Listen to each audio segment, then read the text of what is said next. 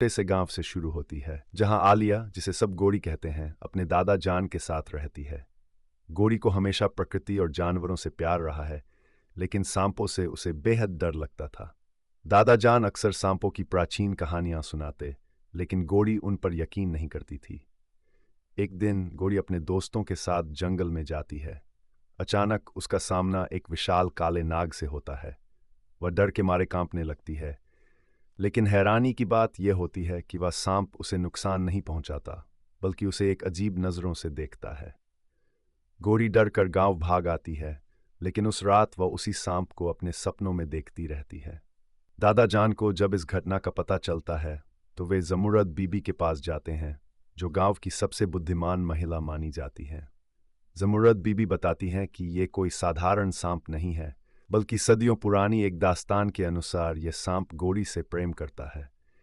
गोरी ये सुनकर और ज्यादा डर जाती है, लेकिन जमुरद बीबी कहती हैं कि यह सांप उसकी रक्षा कर रहा है, और अगर वह इसे नुकसान भी पहुंचाएगी, तब भी ये उसे कुछ नहीं करेगा।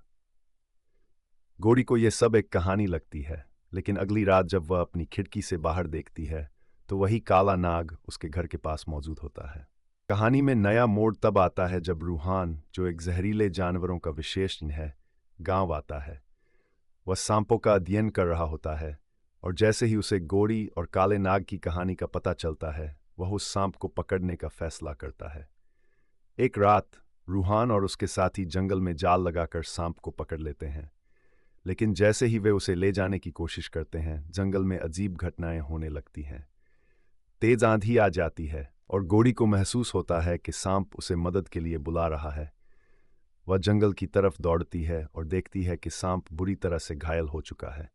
परीक्षा की घड़ी गोरी को अचानक एहसास होता है कि यह सांप वास्तव में उससे प्रेम करता है और हमेशा उसकी रक्षा करता आया है।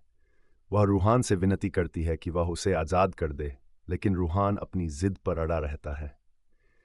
गोरी खुद सांप के करीब जाकर उसे छूती है, और हैरानी की बात यह होती है कि सांप शांत हो जाता है। तभी जमुरद बीबी वहां आकर एक और रहस्य उजागर करती है।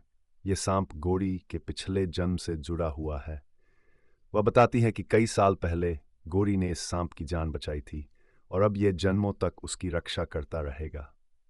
रूहान को यह सब अंधविश्वास लगता है, लेकिन जैसे ही वह सांप को नुकसान पहुंचाने की कोशिश करता है, जंगल में तूफान आ जाता है, और एक रहस्यमयी रोशनी के बीच सांप अचानक गायब हो जाता है।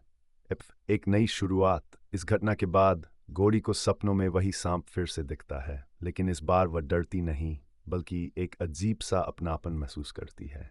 जमुरद बीबी कहती हैं कि सांप ने उसे आज़ाद कर दिया है, लेकिन वह हमेशा उसकी रक्षा करता रहेगा, चाहे वह उसे देख सके या नहीं। कहानी का अंत गोरी के बदले हुए नजरिए से होता है। अब वह सांपों से डरती नहीं, बल्कि उनका सम्मान करती है। उसे समझ आ जाता है कि प्रकृति के हर जीव की अपनी अलग कहानी होती है, और प्रेम सिर्फ इंसानों तक सीमित नहीं होता।